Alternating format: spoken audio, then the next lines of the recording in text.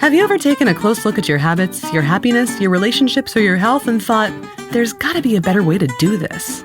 Well, welcome to Simplify. I'm Caitlin Schiller, and I'm here to tell you that if you've had those thoughts, then you have found the right podcast. So whether we're talking TV shows, 10Ks, or books, we tend to attach a lot of moral value to finishing what we start, which is how I, dear listeners, ended up reading both books 1 and 2 of Don Quixote de la Mancha from cover to cover. In Spanish. Never make my mistake. Nobody needed book 2. But anyway, here's the thing. It turns out that there is a way to take a shortcut without missing any of the action. On this episode of Simplify, Ben talks to speed reading expert Abby Marks Beale about speed reading and how it applies to other areas of life, like trips to the museum. So let's hear Ben and Abby Marks Beale on some simple strategies for getting the most out of your chosen content and the surprising zen of speed reading. After the interview, Ben and I will do a quick recap of the highlights and we'll make a very meta book list so you can read more about reading well. All right, let's cut to the good stuff. Here's Ben Schuman-Stoler and Abby Marks Beale.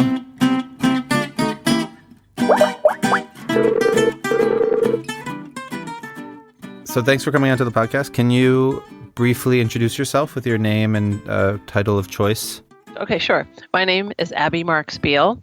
I am a speed reading expert. I am also what I call a reading ambassador, that I really want to work on helping people maximize their reading. And I feel like I'm the one that can spread that word as an ambassador. Cool.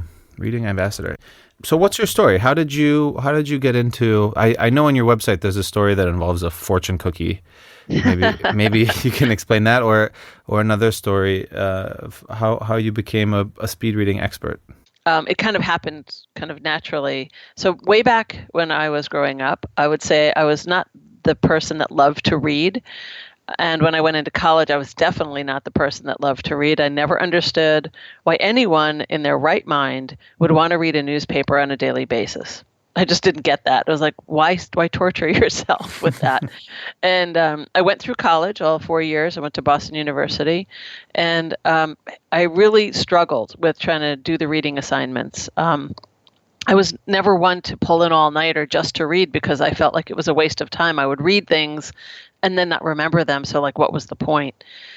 And then after I got out of college and worked for a couple of years, I saw an ad for a company that was looking for people that had a degree, were willing to travel, and that they would train you, but it didn't say what it was.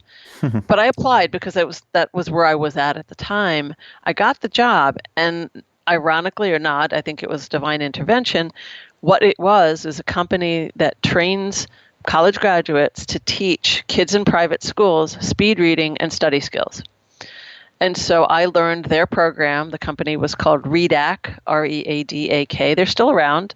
And it was just for, grades 5 through 12. And then after I stopped traveling with them after 2.5 years, I said, what do I want to do? I said, I think I want to make this into something for the older set, not just for younger, but for older. So that's kind of how it all started. It was 1988 when I finally made that decision to do that. Wow. I will say I did get a master's degree in adult learning, which also was very helpful because I understood better how people learned and kind of took all of the things that I had been learning about reading and put it together with educational purposes. So how would you describe what speed reading is? Because when I, for example, told my girlfriend I was talking to today, she was like, yeah, great. you read fast. And I was like, oh my God, you have no idea what speed reading is. I was like, she actually has no idea what speed reading is. So how do you describe it? That is a great question because I have been trying to describe it or change it for the longest time in a way that people would understand. I would say that speed reading is really about a mindful and conscious set of effective strategies that a person chooses to apply to their reading workload or not, that enables them to get what they need quickly without wasting time, with the best amount of concentration, and then retention. Well, that's were you reading that? That was really good. No, not reading. I've been doing this a while. Thank you. Well, and it hits on this thing that is, of course, bigger than reading, which is like not wasting time, getting the most out of something, not getting caught up in details and focusing on what's actually what they want to get, what's essential, what the kernel is, what the pearl is. So what does that have to do with speed reading, and how do you do that? How do you teach people to do that? So when people think of speed reading, they unfortunately think about, like literally putting your finger down the page like every 20 seconds or 15 seconds and then going to the next page and the next page. It's not about that, although that's what some people think. They think speed reading is reading War and Peace in 5 minutes and knowing it's a book about Russia. That's, Woody Allen's quote, which I can't stand, by the way, but of course I use it because people understand it. Right. Or like words per minute, right? When people say like, oh, what's your words per minute or something? Yeah, and it's not about thousands of words per minute because that's really superhuman. That's not what most people can do. The average reading speed of the average person is around 250 words per minute. Some are faster, some are slower. This is without any training. Mm-hmm. And 250 words per minute is not that much when you look at the quantity of reading material that we have on paper and on screen. Right. And so what speed reading really is about is how to really get what you want out of the material that you choose. I mean, you can't read it all. Oh my gosh, the amount of books that are published per year, the number of magazines that are published per year, the number of websites that print material. I mean, you would never sleep and you'd never get through it all if you really tried to read it all, even if you had speed reading skills. I mean, it's like the brain would go on overload. Yeah. And so it's really about being really selective on what it is you want. Like your reading pile, it shouldn't be the whole library. Mm-hmm. It should be, maybe the 10 things that you can read per month. And those 10 things are things that really are of value to you. So it starts even before the actual reading. Oh, totally. It's a thought process. It's a thought process. It's an intention. It's a mindful, conscious, active way of approaching your reading. It's like I always ask myself when I have time to read, I have a stack, I have material to read, and I look at the stack and I go, oh, okay, which of these things resonates with me the most? Which one do I want to read the most? And I will put that to the top of the pile and I will read it. It doesn't mean the rest of the stuff isn't valuable to me. It's just like, what do I feel like right now? What is the most important, most useful, based on what I'm going to be doing and how much time I have? And it's just like, okay, why am I reading it? What do I need it for? And decide which one to do. This is also interesting because sometimes speed reading is misunderstood as like a stressful tactic for somebody who has too much to do, and so they're like, oh, if only I could speed. I'm taking the speed reading course because I'm a bad time manager, basically, right?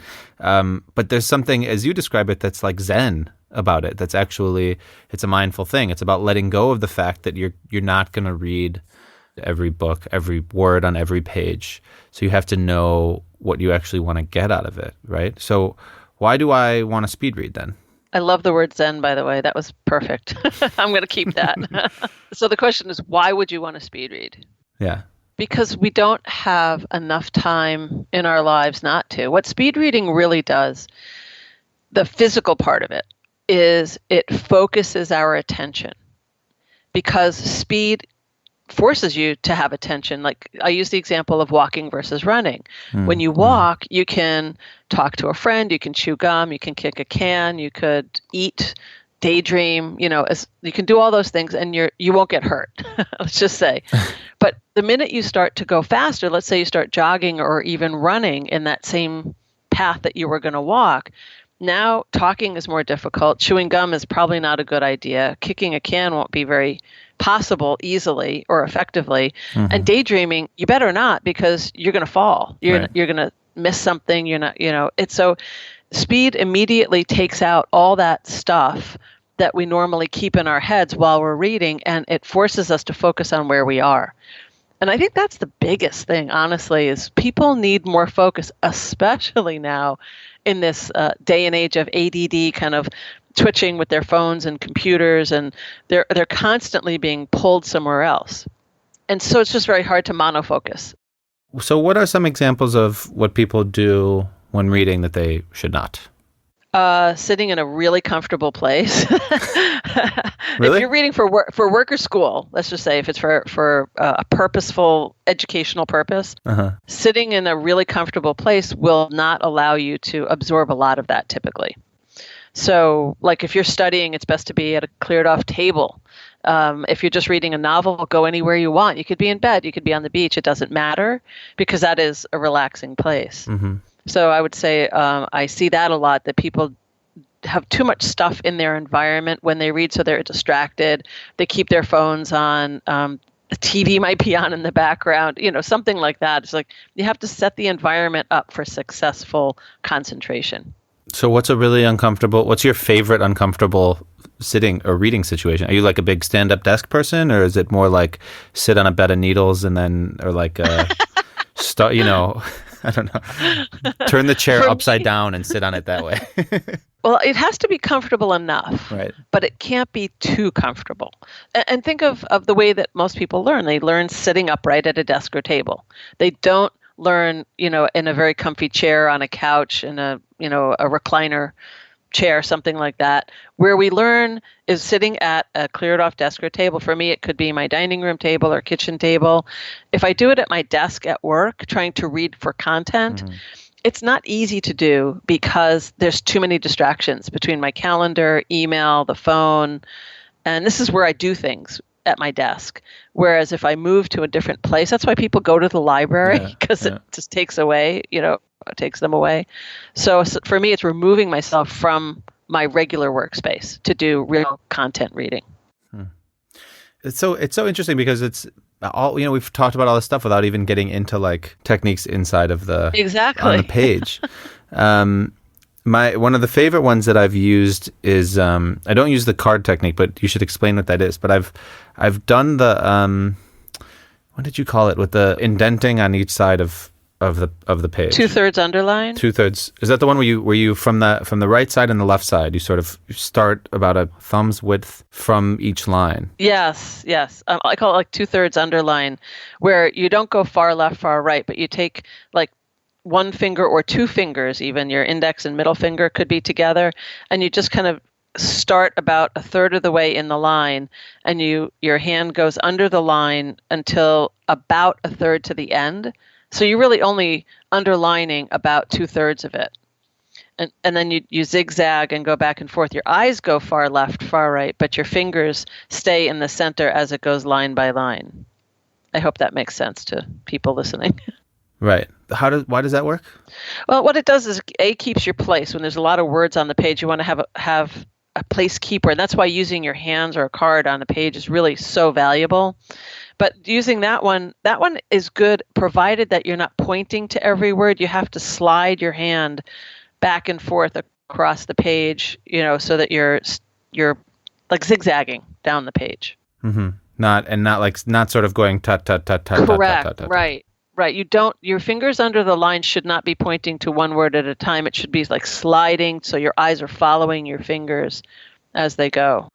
Okay. And the card or the hand trick is fun because it's not what you expect. You don't cover the bottom of the page as you go. Right. So people think, when I ask people in workshops, they say, so here's a white card and here's some reading material. Where would you like to put the card?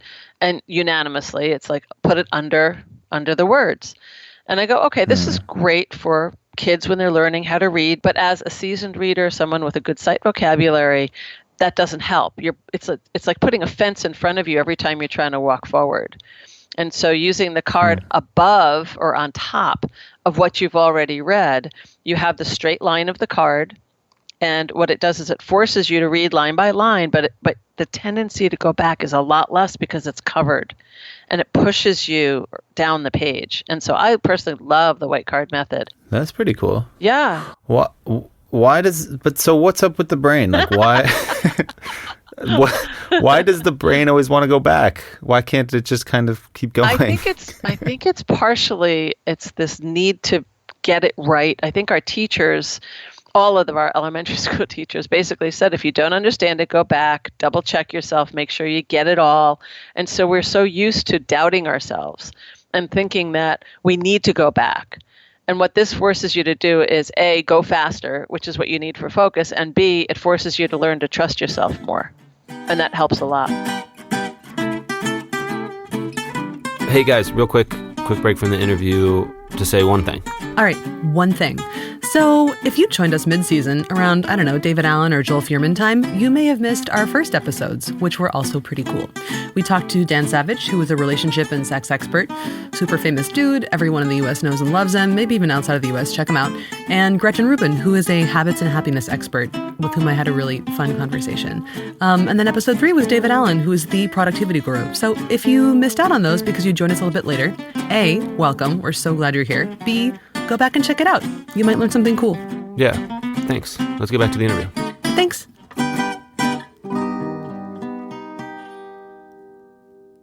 Which of the sort of bad habits that you mentioned have you personally struggled with? I would say all of them. I mean, I'm just like anybody else. It really is. It's not as difficult as it used to be, but I still have to be active and mindful whenever I'm reading. Like, why am I reading this? What do I need it for?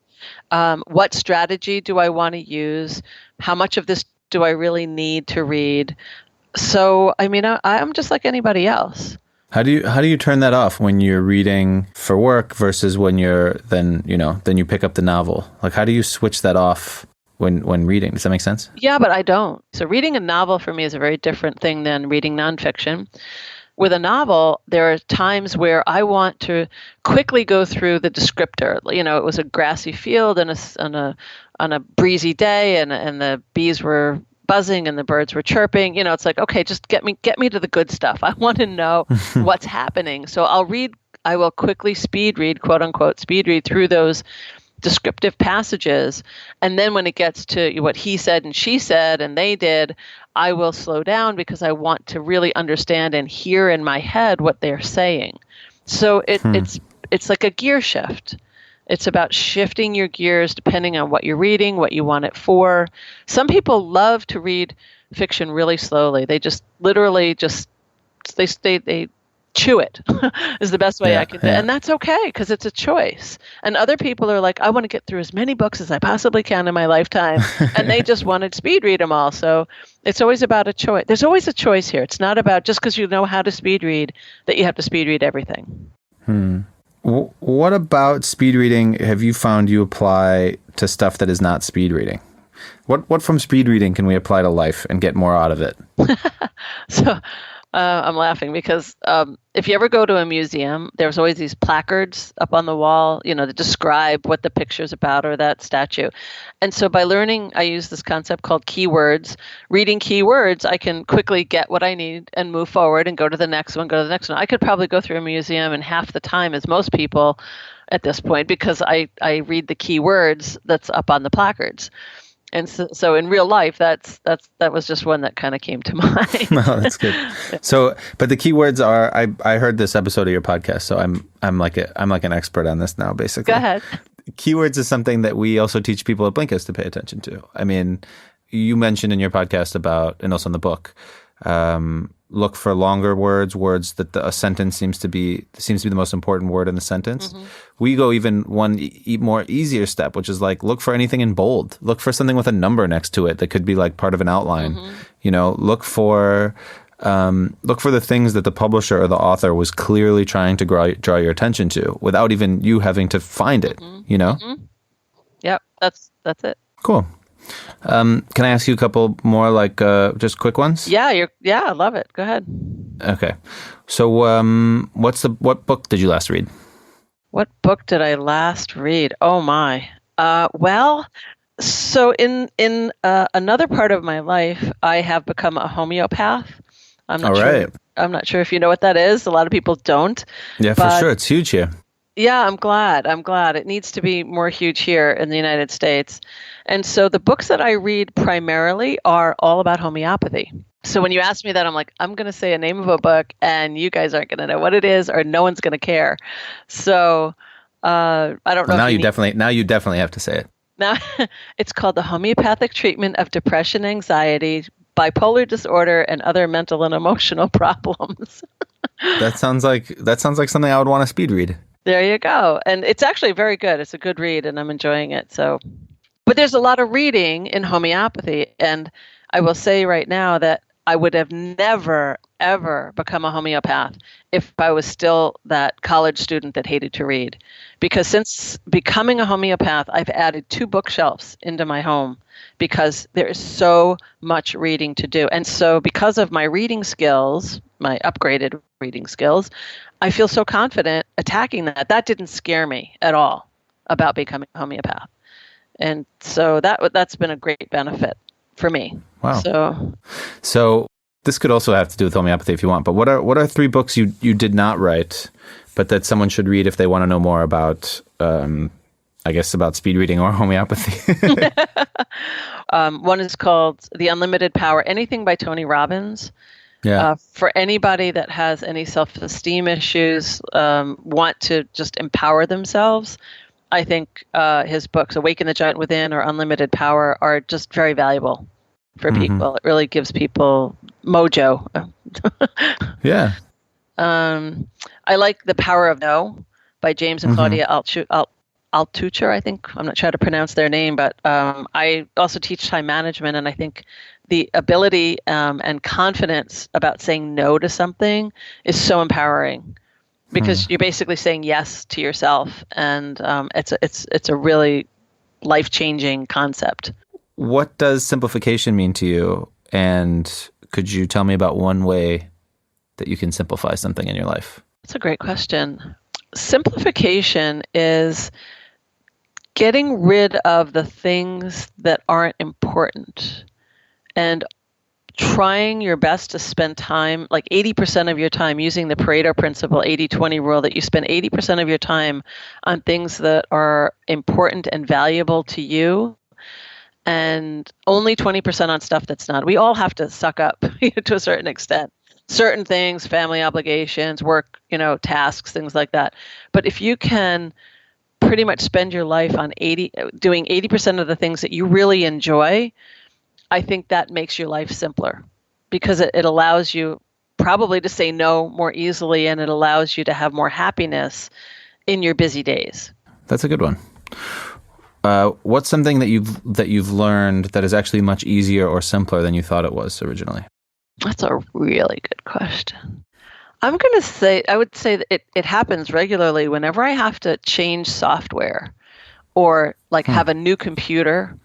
There's always the learning curves that go along with it. And there's tons of, the frustration factor that goes along with it. But a lot of it is more in my head than it is in reality. It's just knowing that I know I can do this. I've done it before. Most of the time it's pretty intuitive. I just need to have patience and have time. I just need patience and time, and I could probably learn almost anything.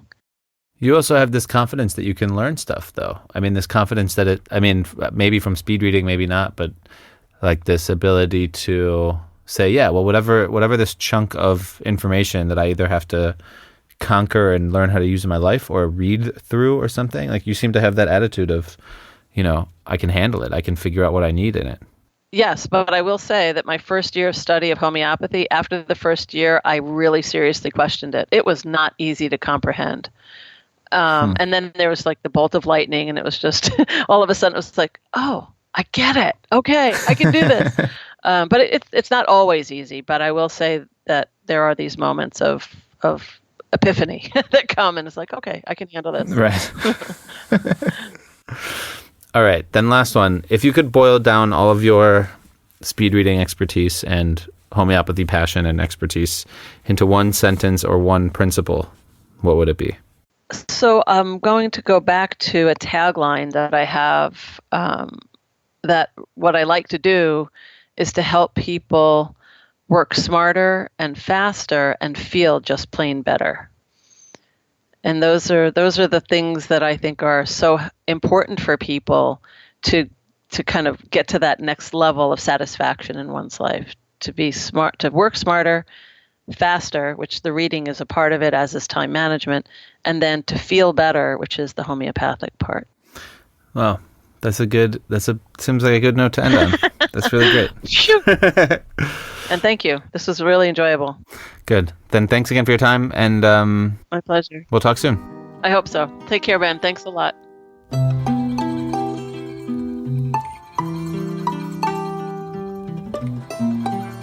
Welcome to the bookend, where we end with books.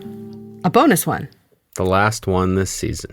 You got to speak to speed reading expert Abby Marks Beale. What was the one takeaway from this interview that everyone should remember? Okay, it's really simple and it's really cool, and it's this. People think of speed reading as like that scene in The Matrix where Trinity calls Tank, and he's like, operator. And she's like, I need to learn how to fly a B-2X1 helicopter or something. And he like uploads it into her brain, how to fly it. Mm-hmm. Like people think speed reading is bzz with your finger on a page, like bzz, I got all the information, I got the whole book. Mm-hmm. But it's not like that. Like it's about knowing what you want out of a book and then knowing how to find that information. That's the key. What do you want out of a book and how do you get it? So what were the questions that she asks to figure that out? Right. There's a couple questions, but the main one is the one that I remember and the one that I take away is, why am I reading this? If you ask, why am I reading this before you open any book, you'll already be closer to being a speed reader. You'll already read faster. So cool. By the way, that also prevents you from picking up books that you wish you'd never read. Yeah, exactly. That's exactly. So why did you want to speak to Marks Beale? Yeah, I mean, this is kind of a podcast about books. And we did our 6 episodes, and all of our listeners are big book people. Everybody likes the bookend because it's books, books, books, books, books. So it's kind of a treat, I think, to talk to a speed reading coach. And Abby Marks Beale wrote this fun little book, the 10 Days to Faster Reading, and it's full of little approaches and techniques that help me read. So I just thought it would be something like we could share with our listeners. Nice. It's the perfect bonus episode. Yeah, perfect bonus. Oh, right. And we should recommend her book, 10 Days to Faster Reading. Can we go into books a little bit already? Sure, we can do that. Okay. Yeah. Because it was interesting that she mentioned Tony Robbins. Yeah, that guy's everywhere. He's everywhere from Abby Marks Beale's bookshelf to Netflix. Are you a Tony Robbins fan? I'm not a convert yet. I started watching the Netflix documentary and he was not what I was expecting. He's really intense. Yeah. But yeah, he seems to reach all sorts of different people. Yeah, it's funny that people who latch on to his teachings. It's kind of unexpected sometimes, but I think that's kind of what his power must be. Anyway, this is about Abby Marks Beale and her reading list. It's not about Tony Robbins. Sorry, Tony, we'll get to you soon. Hopefully. Call us. Yeah. All right, then books. I can recommend a couple of good books about reading if people are interested. For example, How to Read Literature Like a Professor by Thomas C. Foster. How Fiction Works by James Wood. It's kind of a classic. And then there's a classic from 1940 called How to Read a Book by Mortimer J. Adler and Charles Van Doren. The cool thing about the last one, the book from 1940, How to Read a Book, is it shares this idea with Abby Marks Beale of pre-reading and making sure you know what a book is about before you open the book. Is there anything that's not about reading exactly? Did you pick any others? So, yeah, I mean, this is like, I just want to recommend this book to people who like words and people who like ideas, because The Elements of Style is by Strunk and White, William Strunk and E.B. White. And it was first written in the 1920s. It covers, like, it kind of looks like a grammar book. It covers like how to use a comma. But then there are other chapters about logic and how to structure arguments. Ooh. And when you get into that and you actually understand it, then you start reading others' works in a different way. You start reading other books, scanning for the argument, scanning for the logic. And I really like this book. Ooh, you're obsessed with this book. Yeah. I'm going to keep going about this book. You got 20 seconds. I had a teacher in high school who once told everyone in the class, if you keep this book next to your bed, read a page of it every night, you can be like a professional writer or have a professional life as a writer. And it kind of happened. I mean, I write stuff. You do. So thanks, Miss Collins. Yeah. Aw, thanks, Miss Collins. That's nice. Yeah. I once bought 10 copies of the book, no joke, for the office. But they're gone. I hope that people took them home and read them, but I don't think so. You're probably like shimming up people's dining room tables right now. I'm kidding. Yeah. Yeah, I've used it too. Its reputation is deserved. My dad gave it to me when I was, 10 or 12. See? Yep. So that was it. That's the last bookend. All right. Are you sad? I mean, I feel a little melancholy, but I know that there will be more good books to come. There are a lot of other books in the world. The podcast glass is half full, Ben. I'm excited to take a little break. Yeah? What are you going to do? Make season 2. I thought you were going to go to like Maui and cool out on the beach or something. No, I'm going to Sicily. Oh. But actually, we're going to make season 2, right? We're going to make, I don't know. Do you guys want season 2? That's mean.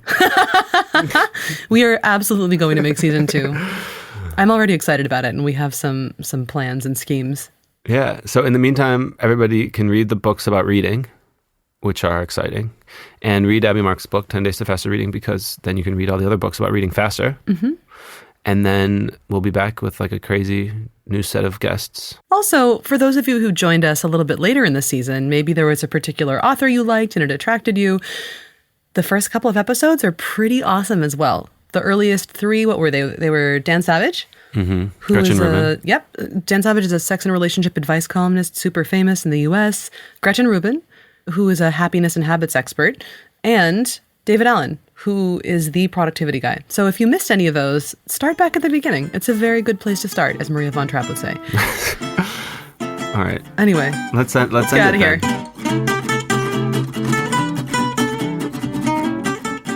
Thanks for listening to Simplify.